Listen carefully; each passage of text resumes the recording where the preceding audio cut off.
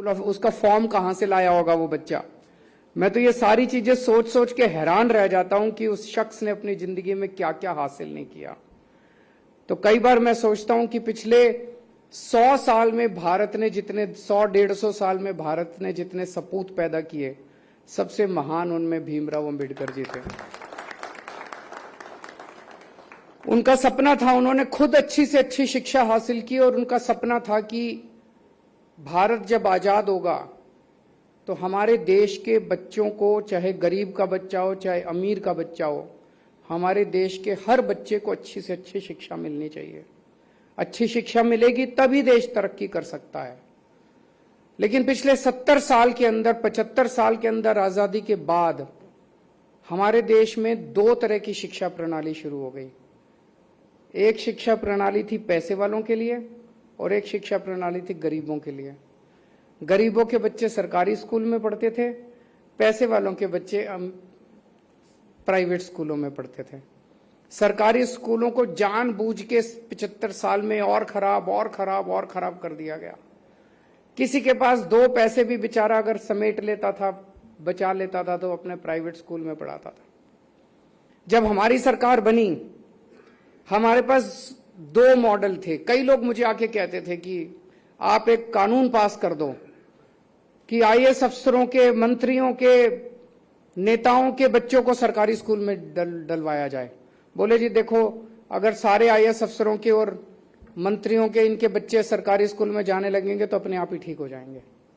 मैंने कहा हम ये मॉडल लागू नहीं करेंगे, हम दूसरा मॉडल लागू करेंगे। हम सरकारी स्कूलों को इतना अच्छा बना देंगे कि ये सारे लोग अपने आप अपनी इच्छा से अपने बच्चों को सरकारी स्कूल में भेजना चालू करें।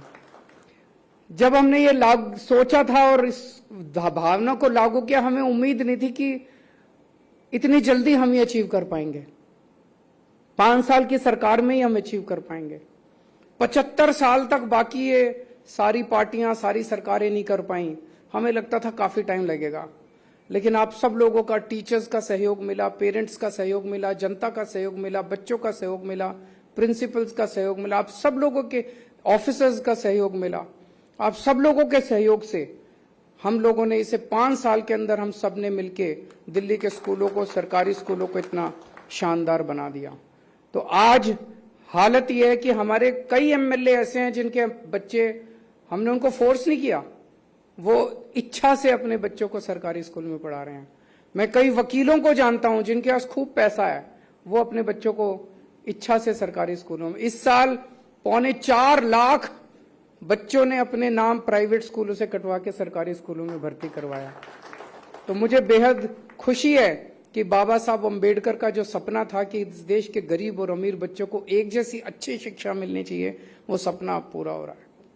एक दूसरी बात बड़ी अच्छी हो रही है आजकल इन दिनों में।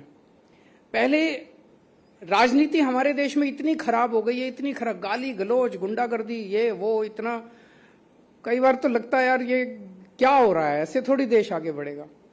लेकिन पिछले कुछ महीनों से एक अच्छी बात हो रही है, राजनीति के अंदर स्कूलों की बात होने लगी है, आपस में कंपटीशन होने लगा है। दिल्ली में कहते हैं, हम लोग कहते हैं हमारे स्कूल बड़े अच्छे, वो कहते हैं इनके स्कूल बड़े गंदे। हरियाणा में हम कहते हैं इनके स्कूल बड़े गंदे, वो कहते हैं अपने पहले दिल्ली के स्कूल देखो।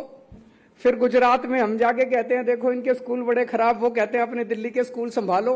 अच्छी बात है, अब तू मैं स्कूलों पे हो रही है, ये अच्छी बात है, इससे सुधार। कल मैं देख रहा था, अभी 2-3 दिन से हमारी विरोधी पार्टियों के लोग दिल्ली के स्कूलों में घूम घूम के हमारी कमियां निकाल रहे हैं। तो एक एमपी को मैंने देखा, एक बाथरूम में गया, बाथरूम में एक टाइल टूटी पड़ी थी, उसके सामने खड़े होकर उसने फोटो खिंचवाई, देखो केजरीवाल के स्कूलों का क्या हाल है, टाइल टूटी पड़ी है। तो मैंने कहा इनका बुरा नहीं मानना, मैंने ऑर्डर किया भाई ये टाइल लगवाओ, तो हमने टाइल लगवाई। फिर एक एमपी को देखा, वो बोला देखो केजरीवाल, वो एक दीवार पे व्हाइट वॉश नहीं हुई पड़ी थी, बोला देखो केजरीवाल की दीवार कितनी खराब है, तो हमने दीवार ठीक कराई। तो वो कहते हैं निंदक नियरे राखिए, तो जो कमियां निकालेंगे, हम इनकी बुराई नहीं करेंगे, हम वो सारी, हमने तो कहा इनको कि जो कमियां, आप घूमो स्कूलों में। हम कई राज्यों में जाते हैं उनके स्कूल देखने के लिए, मनीष सिसोदिया जी 2-3 राज्यों में गए तो उन्होंने इनको गिरफ्तार कर लिया।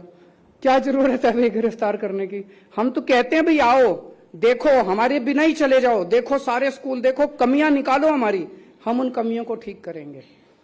तो ये बहुत बड़ी आज बाबा साहब अंबेडकर को हम श्रद्धांजलि दे रहे हैं कि देश की राजनीति में शिक्षा एक बहुत बड़ा मुद्दा बनता जा रहा है, स्कूल बहुत बड़ा मुद्दा बनता जा रहा है।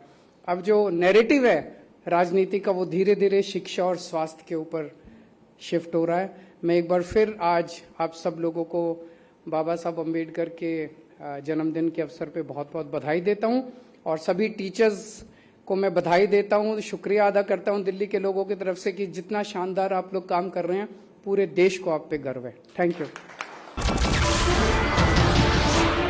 नमस्कार, मैं हूं मानक गुप्ता। अगर आपको हमारा ये वीडियो पसंद आया हो तो इसे लाइक और शेयर जरूर करें और हाँ, हमें सब्सक्राइब और फॉलो करना ना भूलें ताकि आप देश और दुनिया की कोई खबर मिस ना करें। तो जुड़े रहिए हमारे साथ और देखते रहिए न्यूज़ 24।